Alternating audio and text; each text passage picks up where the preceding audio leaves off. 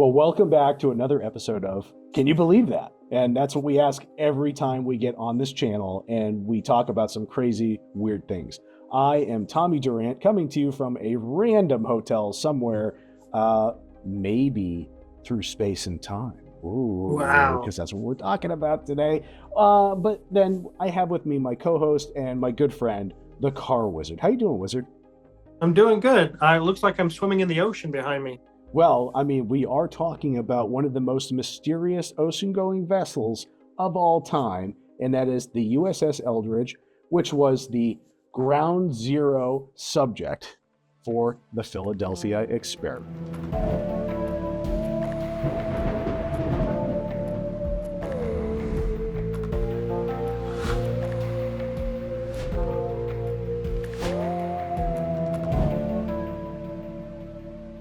I think before we dive into that, maybe I can give my idea of what I think happened or what it was. Yeah. And then you can correct me. You can say that was wrong. This is wrong. I don't know a whole lot about it, but I definitely have questions. And I think with what I have, what you have, and what the viewers are watching can comment, it's very interesting. It's going to be a great topic, I think. Yeah, it's something that we actually put out a poll on our site for all of you on YouTube to say, hey, what do you want to hear next? And this was the one that got some of the best ratings so far. So thank you all for voting on it, because here we are doing it. And it's not something I know a ton about, but I mean, look, I took a deep dive on this thing and it is crazy. The twists and turns and what's real, what's not real. It's pretty wild. So I'm excited to explore this with you, Wizard. It'll be fun. All right, so I'll give my take on what I've heard or what I believe happened. So basically, the military was working on cloaking ships to make them invisible, not only to radar, but just outright invisible. You can't see them. They're right there on the ocean. It'd be like behind me. There's a giant ship behind me on the ocean, and you don't see it. But it backfired, and it ended up with the magnetism or whatever it is they use to do this cloaking device ended up taking them into another dimension or transporting them into time or doing different things. And when they returned back to their original time or dimension or whatever you want to call it, things didn't come back together. It's kind of like the transporter on Star Trek where it disassembles you. They're losing their pattern. Oh no, they're forming.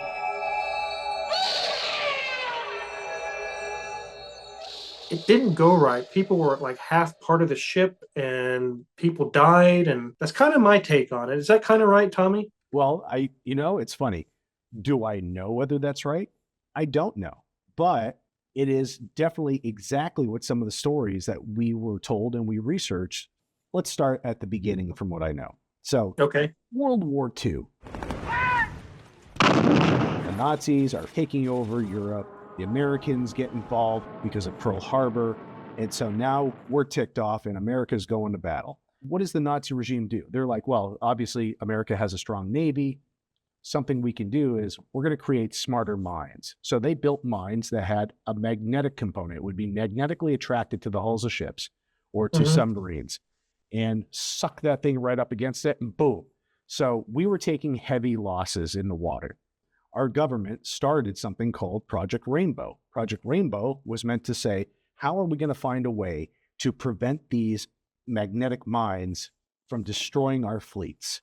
They brought in one of the big guns of the brain world, Albert Einstein. Einstein comes in and starts working with them to say, okay, here's what we're going to do. These are the facts we know. These are legitimate facts as part of this. So at some point, Albert Einstein creates this, well, I shouldn't say just Einstein, teams of scientists create this idea to take the magnetic polarity off of the ships. And something I learned in film school, when you're doing audio for films, old films, actual films, not video like this, you had something called a degausser. The degausser would take the magnetic strip of film that carried all your audio that it recorded, and it would wipe it clean so that you can re-record over the same reel of audio over and over again, at least for a time. Eventually, it kind of gets weird, right?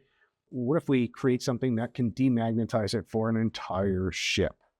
And that's what they did. They built degaussing systems for the ships that would, for a short time, pull off the magnetic field and stop these mines from coming over and being attracted to and destroying all of our vessels. So that's the actual Project Rainbow. Now, Okay. Philadelphia experiment, where things get weird, In 1955, a gentleman named Carl Allen wrote to the Office of Naval Intelligence. He sent a book about UFOs, and Mhm. he annotated a bunch of it, but the Philadelphia experiment was kind of mentioned somewhere in there. And then this gentleman started interacting with the author of that book, Morris Jessup.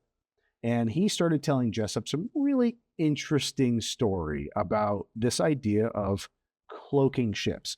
So, according to Allen, the whole plan for Project Rainbow wasn't to make it invisible to these minds, it was to make the ships completely invisible. So, back to what you said, Wizard, exactly as you Okay. said it.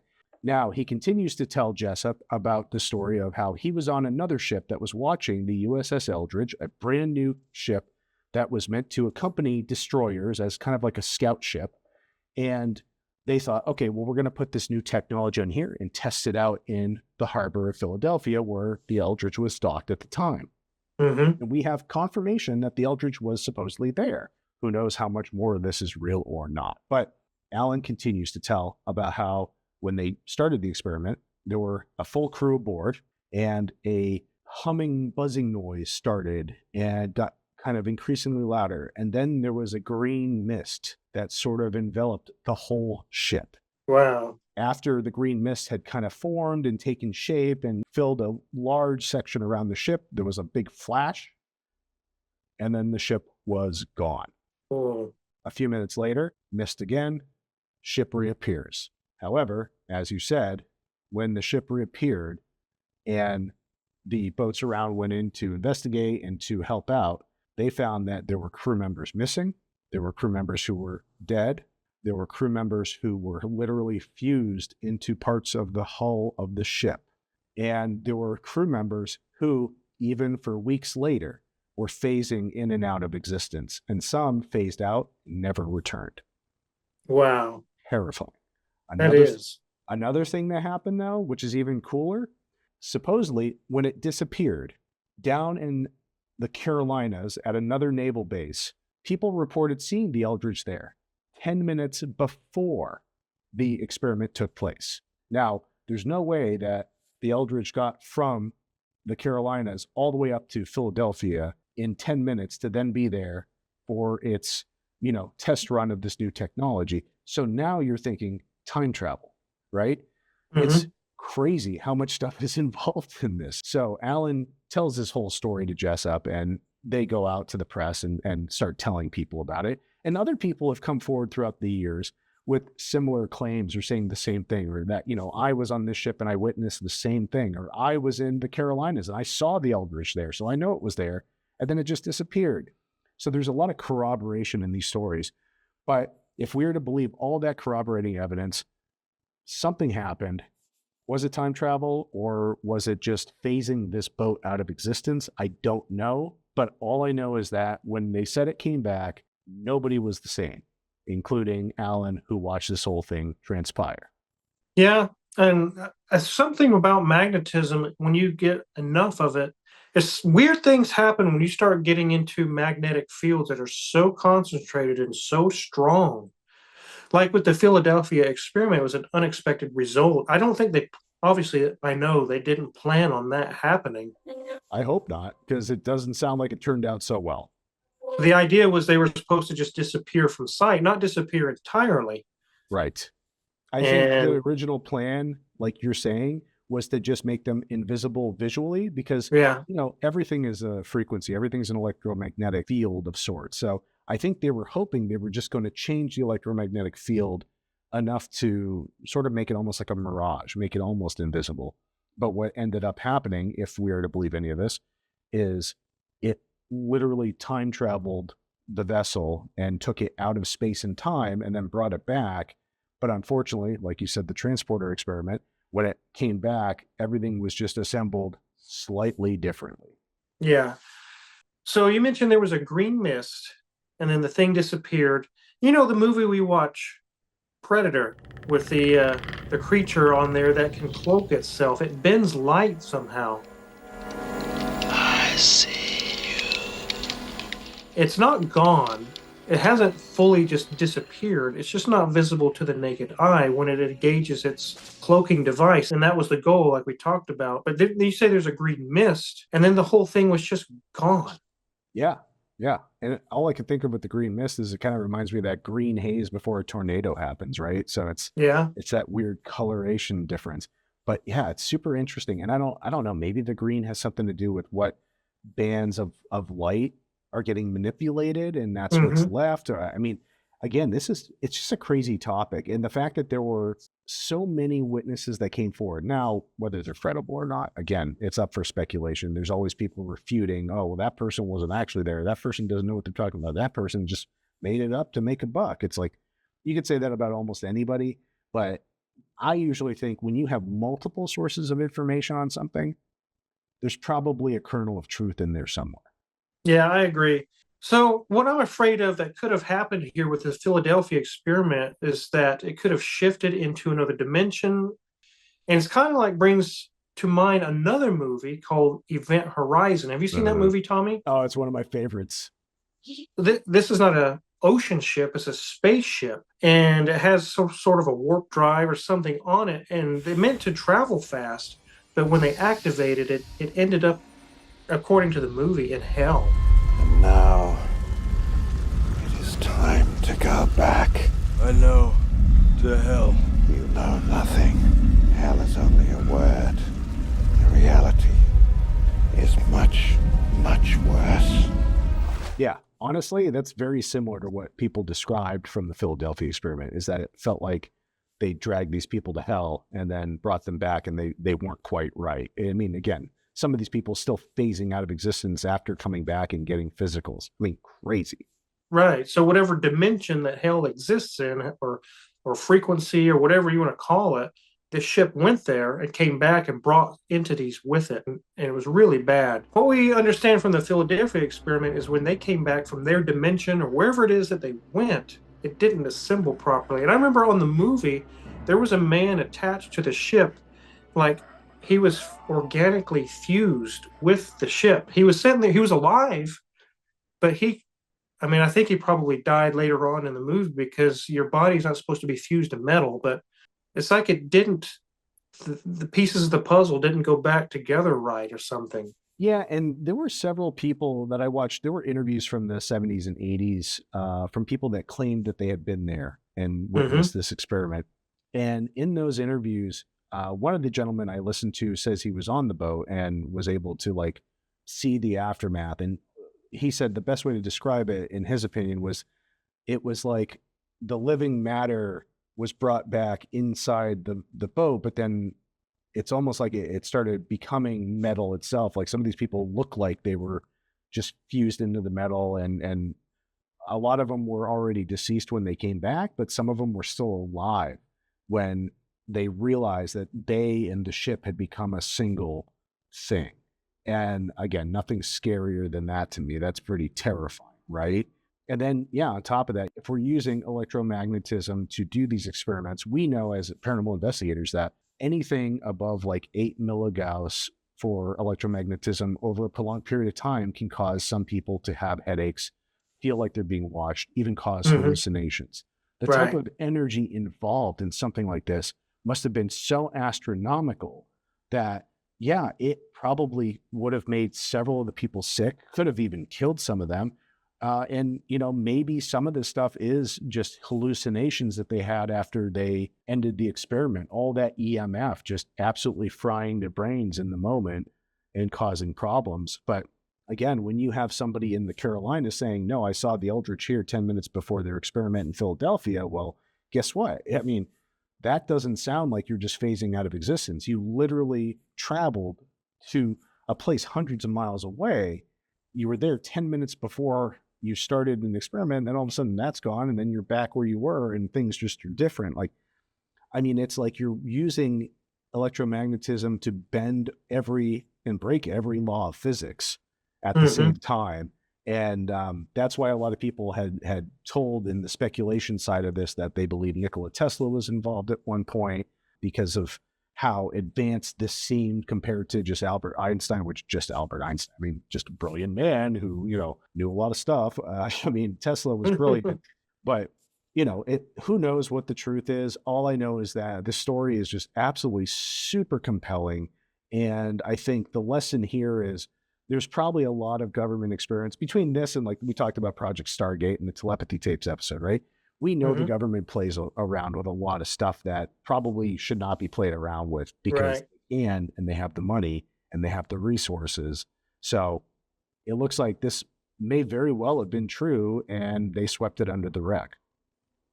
Wasn't there, and I remember hearing, I don't know if it was on the movie, but I remember watching a documentary on it where not only did they see the Eldridge 10 minutes before the experiment actually happened, but there were claims that I don't know if it was a nightclub or a bar or something, that a couple of sailors off of the ship came in and had a drink. It was a bar. And they said, yes. Yeah, we're from the Eldridge. And it's like, what? Yeah. So they were already celebrating. Unfortunately, they didn't know when they went back to the ship that they just fuse into it and probably die. But at least they got to have a drink. So there's something. Crazy. Yeah, it's wild. I mean, and who knows, so what they said out of all this at the end is, oh, we have the degaussing technology and now we can stop the magnetic mines and that's it, right? And then stealth, it kind of takes things to a new level because a buddy of mine who was in the Navy, he was telling me how they build ships today with the ability to manipulate sonar to look like something else, and to feel like something else. Same with stealth technology for radar. So, who knows if these experiments didn't lead to other things that maybe haven't came out yet, or maybe the Tic Tacs or other UAP that we see flying in the skies come as a result to this technology being developed, because maybe they found a way to break the laws of physics that we know and turn it into something that becomes a viable vehicle that can go anywhere almost as quickly as you can think it, can go through all medias of the planet, air, water, space, and can strike terror in the armies around the world. Possible. Well, just this episode we're doing brings to mind two things for me, a realization of two things, Tommy. We're hearing about this story of the Philadelphia experiment as something that happened in the past, and I believe it's just the tip of the iceberg. We can't even imagine what the government is doing now, the kind of things they're toying with or messing with, the technology that they currently have from things in the past. And I know a guy who works in the government, top secret things. He won't ever reveal anything to me, but he has told me, he's like, a lot of the things you see on the movies were investigated or looked at years ago, and they're currently all realities, actually. Yep. It's not fantasy. I'm like, what? Yeah. It's real? He's like, and they're currently working on things that you can't even fathom. Yeah. And the second thing it brings to mind to me is that we think as humans that we know everything. We know all this. We know about time or, the expanse. But with what happened with the Philadelphia experiment, it opened up something that shows we really don't know anything, do we? No, we as a people are just cresting a slight wave in our knowledge, right? I mean, AI is probably going to propel that incredibly far in the next few years. But for right now, we're hitting a point where it's like, I think we're starting to know something, but we don't know everything. And you can't see what's on the top of the next wave until you get over the top of the current wave, right? So I think we're just learning. And for those out there who are like, oh, the government would never put those sailors at risk. They would have done this on a ship that was empty, because that's an argument that's put out there. Let me say this. You may not believe Alan on this one, but look at the Tuskegee experiments. I mean, the government is not against harming people for tests. And I'm not one of those guys who's like, I hate the government, they're evil. But we as humans sometimes push things too far for the sake of learning and understanding. And it's not just America. I mean, a lot of countries have, I'd say almost all countries have done this at some point. So yes, do I think they would have done it? Absolutely. Do I think they would have covered it up? Absolutely. Do I think the Philadelphia experiment is real and this thing time traveled? For me, the jury is still out. I believe personally that it really did happen. I believe a technology like that could exist where you could shift into a different dimension or just time travel itself. There's a whole realm of time travel, dimensional travel, the existence of dimensions, what are in those dimensions, the entities that live in those dimensions. I believe there could be knowledge there that even one person's brain may not even be able to contain, Tommy. Yeah, that's very true. I mean, or we could end up going there and going all Event Horizon Sam Neill and losing our minds and thinking, evil needs to be brought to the planet. I mean, what I love about that movie is, just to go on a tangent, you have a movie about a ship that has a black hole device in the middle of it that allows them to go from place to place, just like poking a hole through two sides of paper, right? Mm-hmm. You use a black hole to get full space time and go right through. That movie is great, but we don't know what's on the other side. We don't know what's on the other side of the paper. We don't know what's in between the sheets of paper because we know there's going to be something between the sheets of paper, but we don't know. And so, yes, there needs to be experimentation. And sure, just like the Curies who, helped discover radiation, that did not bode well for them. So no, it's dangerous to be the person on the front lines of a thing. But in this case, I don't know. I think the government is happy taking those risks sometimes to progress the science. And like your friend said, and like I've heard from friends of mine in the government, they're at least 20, 30 years ahead of everything we see, period. I just don't love the idea of people being exposed to things that are potentially dangerous if you can avoid it, unless they fully are aware of the risks. And it sounds like for the Philadelphia experiment, none of these sailors fully were aware of the risks. And just to kind of drive the point home about the government working on things that, like you just said, 20, 30, 40 years ahead of everything we are currently thinking is possible, brings to light the SR-71 Blackbird, the jet, that who knows how fast it can go. They never have revealed how fast it can really go. It's supposedly, it could be 3,000 miles an hour. Some people, I've heard 10,000 miles an hour. I've heard even higher than that. It's so fast. And you think, yeah, in the 70s, they developed that and they came out with that. And the truth is, Tommy, that was developed in the 1950s. That's crazy. No one knew about it. This thing was flying at thousands of miles an hour around the Earth. They were developing that technology and figuring it out. It was known to people in the 70s and 80s, but they were developing it in the 50s. So what are they doing? I mean, it's crazy. Right. And that was the beginning of our current stealth technology for airplanes too. And by current, I mean, whatever we know about yet again. So if they had the stealth technology then, although it is interesting, you said in the 50s, I mean, that's about the same time as the Philadelphia experiment became known and it's kind of being put out there. So are these things related? We don't know. Could it also be related to several UFO crashes that happened in the 40s and 50s? We don't know, but we did talk about it in our crash retrieval episode. So look at that, please. It's a great video. Yes. And we've talked about in previous videos, and in that crash retrieval video, coinciding with these UFO crashes, technological advances escalated exponentially. Yeah. After that, we have smartphones. I'm filming on a smartphone right now. It's been unheard of 100 years ago. Yeah. All phones were dumb until about 20, 30 years ago. I mean, I don't want to call them dumb phones because I feel bad calling them that. It's kind of mean, but yeah, the smartphones of today are technology that it has quickly come up and now everybody has a computer in their pocket. Who would have thought that was happening in the 1950s? I would think if you took a smartphone today, went onto the Eldridge and went back in time to the days of the 1700s, let's say, and showed the phone to people, even then their brain would not be able to wrap around how. You touch it and it does things and it brings up crystal clear photos. It can play games. It has its own power source. Think about it. I think it could have been developed 50 years ago. Touchscreen, capacitive touch, all these different ideas. Mm-hmm. Yeah. So the problem with going back in time on the Eldridge is when you came back, you probably would be part of the phone. Yeah. Yep. So I mean, people are already so attached to their phones that it's basically like having it as an extension of yourself. But, I don't really want to be embedded in the hull of the ship. That just sounds like a bad time. No.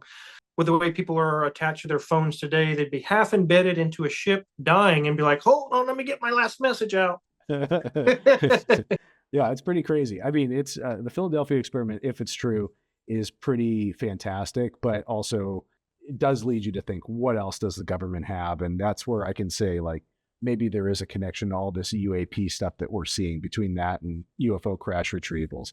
But even just as its own thing, like, pretty crazy that we might have submarines or ships out there that are using some sort of crazy electronic currents to hide us or to travel through time. And the government just won't let us know. So there you have it. The Philadelphia experiment, still a mystery to us, but you've got Wizard, who believes it is very possible to happen. You have me saying, hey, I'm not so sure, but I am open-minded. And if you know more about the Philadelphia experiment, please put it in the comments below. We'd love to read your thoughts on what you've experienced or what you've read or what you've researched. And also, please just like and subscribe to the channel, because it shows us that you want us to keep doing more of these videos and bringing you more information. And so with that, Wizard, I think we're going to bring this episode to a close.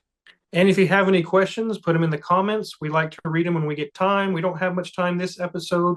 We're going to collect some more questions and definitely get those answered for you guys. We enjoy doing that, and we enjoy doing this channel for you guys. We can all talk together about all the different things that are going on with religion, aliens, cryptids, and no fighting. So yeah, exactly. And please don't fight amongst yourselves in the comments either. Like if Wizard and I can have these conversations with two different belief systems and come together as friends and share this with you, like I think all of you out there can do it. I have a lot of faith in you guys. But I'm also coming to you from the void of a hotel room somewhere. So in Area 51. Buried under Area 51. I know. I can't believe I got a signal out. Thank you for helping get me the transponder. I borrowed the Eldridge for a little bit just to get out for a second, and then I got to go back in before the time that I got there to go out. You know what I mean? So anyway, thank you all. Like and subscribe. Share this with your friends and family, and we appreciate you coming here to watch Can You Believe That?